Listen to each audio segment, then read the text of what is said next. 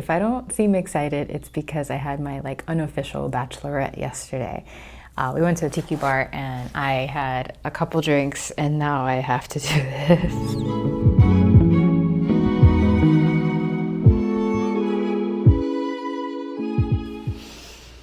Hi, hello, good morning. I interrupt the beginning of my fall content to give you wedding content. Wait, what? We're getting married next week. Oh, a week perhaps? A week? We decided this a week ago. We're doing a small wedding ceremony. You can say it's an elopement. Only our parents and my brother are going to be present. We're gonna get married in a garden. We called his parents, like, hey, do you wanna come next week to witness us exchanging vows? They said, let's do it. And we're all really excited about it, but that means I need to make a wedding dress. It's 5 days until the wedding. I'm fine. I'm fine. I'm fine. I'm fine. I wanted a sparkly white cocktail dress. And I scoured 3 malls and found nothing. It is the beginning of fall season and it's all autumnal colors, all dark colors. And I could be an unorthodox bride and get married in a color, but I've made a decision that that's not what I want. White. I want white. I want white on sparkles. This is kind of like what I'm thinking. I'm not gonna make that, but I do want just like, you know, above the ankle, below the knee, sheath dress with sparkles on it. And I found nothing. Nothing. Really? Nada. The secondary idea I had was to order a sheath wedding dress and just like hack the bottom. But all the wedding dresses that I saw were way above my budget and needed to be ordered 30 days ahead of time. And I don't have 30 days. I had 10. I had 10 days. But hey, that's not a lot of time to prep. So I have no other choice but to make my own sparkly wedding dress. And I just so happen to have sparkly fabric. Focus, focus. There we go. Ta-da! Why do I have sparkly fabric, may you ask? I was gonna make the Breeze dress. I bought this 3 years ago at Minerva Fabrics. It was heavily discounted because there were only 5 yards left and I needed 5 yards. And I still want to make the Breeze dress, but I'm going to sacrifice 1 yard for my wedding dress because with the disappearance of Joanne, there aren't a whole lot of bridal fabrics available to us. I got the, where did I put it? The underlayer is, where did I put it? Here it is. This is going to be underneath that fabric. It looks like taffeta. It's not taffeta. It's like a silk polyester. I guess taffeta. But it's got some stretch to it. Deek, deek, deek, deek, which I think is really great. So this is going to go like that. And I'm going to be using 2 patterns from Chart Patterns and just mushing them together, eliminating the waist seam to try to have a true princess dress. Stop it. Oh, gosh. To have a true princess seam sheath dress. That's what I want. Yeah, that's what we want. And I can't find anything online that's like that. So I'm kind of making it up. I am sparing you the math that went behind putting these 2 patterns together. Oh, thank God. And fitting it on to myself. I had a friend help me fit the back side. And so I did the mock-up. Essentially, I have to make the wedding dress today. It's 5 days before my wedding, and there's stuff going on in between. And I have today, and I have Tuesday, the day before my wedding, to make this dress. This can be an amazing experience, or it can go horribly wrong. I am very excited. If I don't seem excited, it's because I had my like unofficial bachelorette yesterday. We went to a tiki bar and I had a couple drinks and now I have to do this. Oh, it was a lot of fun though. Oh my goodness. Had I found a decent sparkly white cocktail dress out in the wild, I would have purchased it. But at least where I'm at, there's nothing. I did order a backup very simple, plain white sheath dress from Anthropologie that's supposed to arrive tomorrow. That's like my backup. But I couldn't trust that it was going to fit me because I couldn't try it on. There's no store here that has it that I could try it on. I run the risk that there's no seam allowance and I can't fit it to myself properly. But if this doesn't work out, I'm hoping that works out, because otherwise your girl is gonna get married in an unorthodox color, which is totally fine, but that's not what I want. So, now I'm just putting this off. Okay, let's go, let's do this, let's do this, let's do this.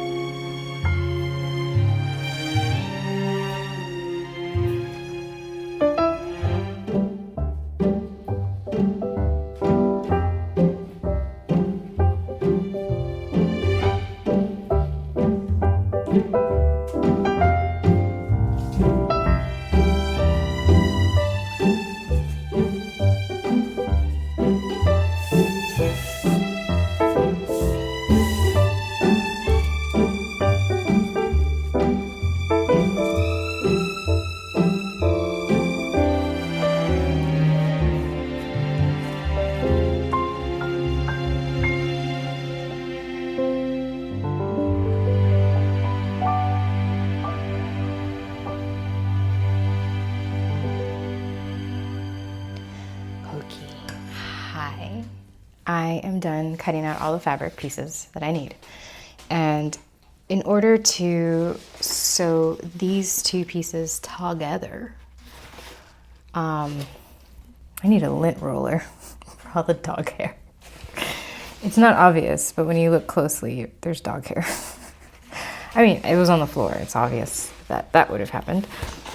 But I need to baste this piece of fabric to this piece of fabric and then hammer the beaded portions of it, because if not, it'll be really, really difficult to sew. But hammer the beads out from the seam allowance. So 3/8 of an inch all the way around.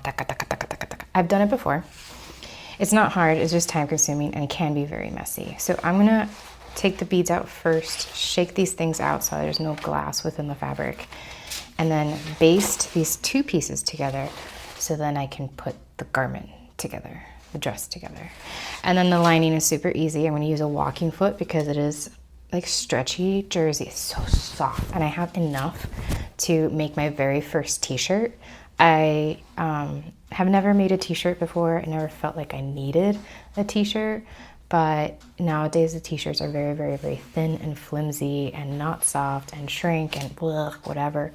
So I want to dye it and make a t-shirt out of this material. Honestly, men's graphic tees are better than women's graphic tees, and a part of me wants to buy like men's graphic tees and then just fit it to my size. I might do that. It might be a video in the future. Let me know if you're interested in that. By the way, if you want to see more of this content and any other future wedding stuff videos that I plan to upload, because I do plan to do other wedding related stuff aside from this video, feel free to like and subscribe. That way you can see other videos. You don't say. I'm tired, y'all. I'm sorry. It's hot in here too. Can you tell that I'm a little red? I'm hot. It's hot.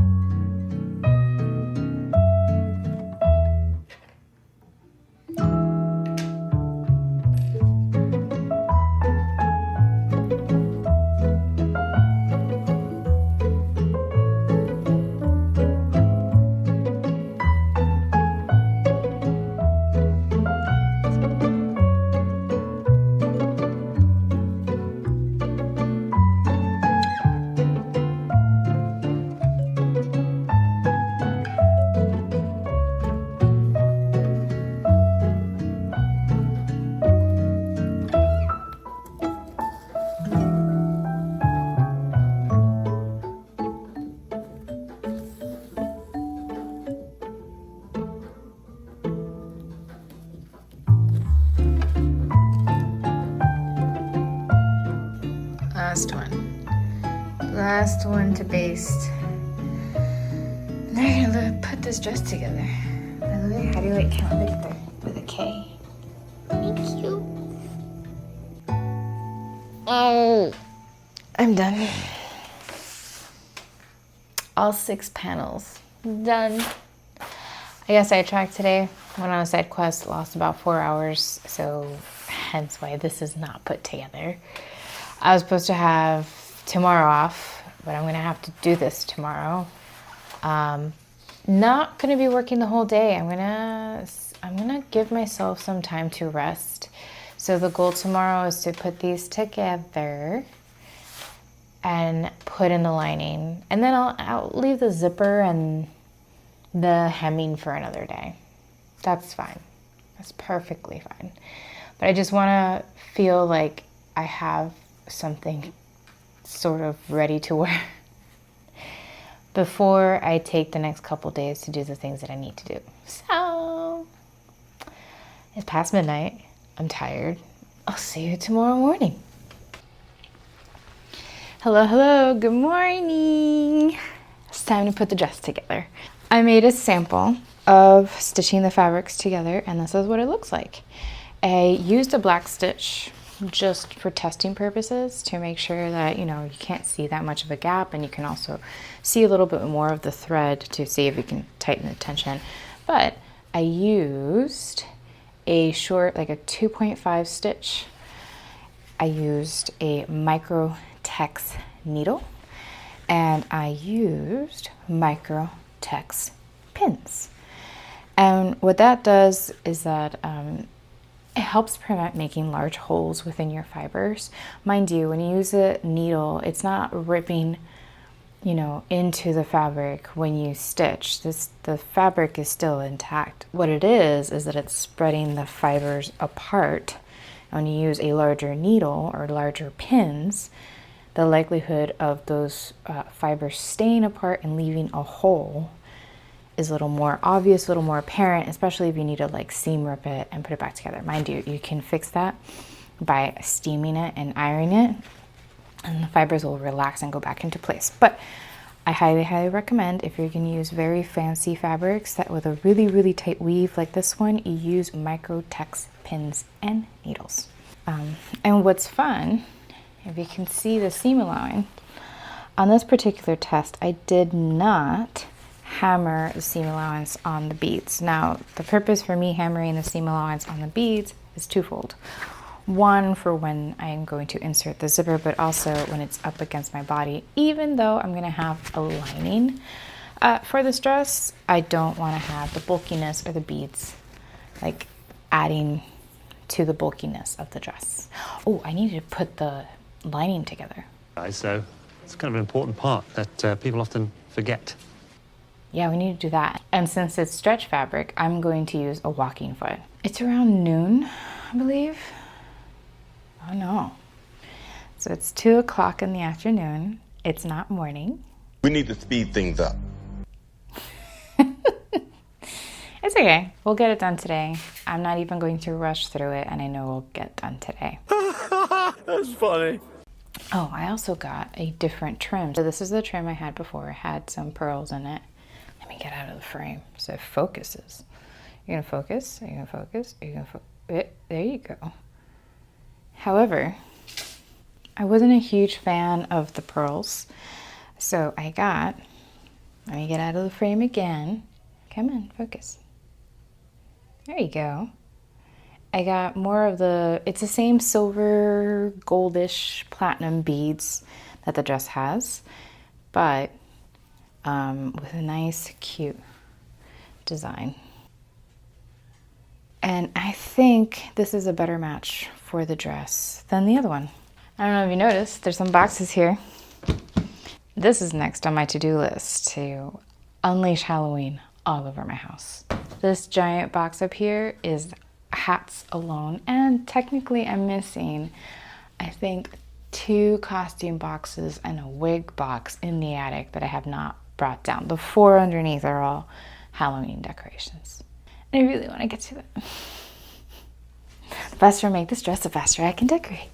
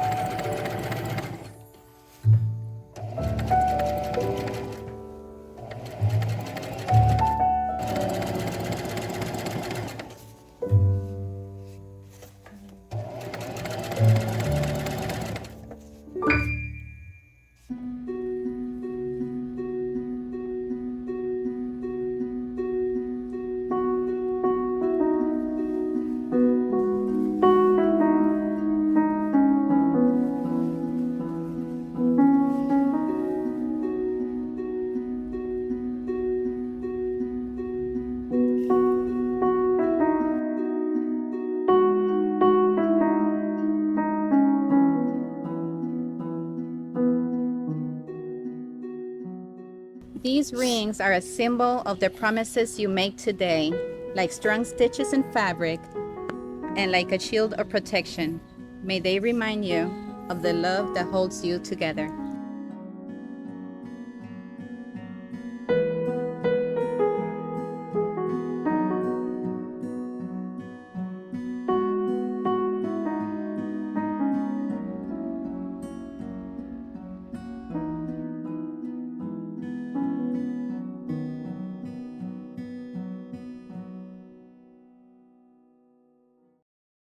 She's done. She's done. She's all finished. Look at her. This veil, I did not wear this veil, obviously. You saw I didn't wear this veil, but I thought it looked kind of cute. I got it for my Halloween stash. Maybe I should wear it. Give me a second. Okay, this kind of looks cute. And by the way, I'm wearing a dress that I wore when I got engaged, and I figured it was kind of fitting. As I mentioned before, I did make a mock-up of this dress, and I made it out of a Christmas fabric, just in case it turned out to be a wearable muslin and I had a dress for Christmas, you know, trying to like work smarter, not harder. Doesn't make sense. This dress still needs to be taken in. It still needs a hem, and I might finish the lining. I'm not quite sure yet, but it needs a lot of work, so that'll be a separate video. So a bit about our wedding day. Our wedding day exceeded our expectations. It was truly what I feel like as a couple we needed. And we wanted to make sure that it still felt luxurious. So I hired a hair and makeup artist to make sure our moms got pampered and I didn't have to worry about that the day of. And I also hired a photographer to capture the day. I cannot wait to get those photos. When did I finish this dress? I finished this dress 4 hours before we said our vows. That was close. Too close. You heard me right. 4 hours. I did it on purpose. I finished hemming the dress the night before the wedding, and I left the trim for when I was getting ready.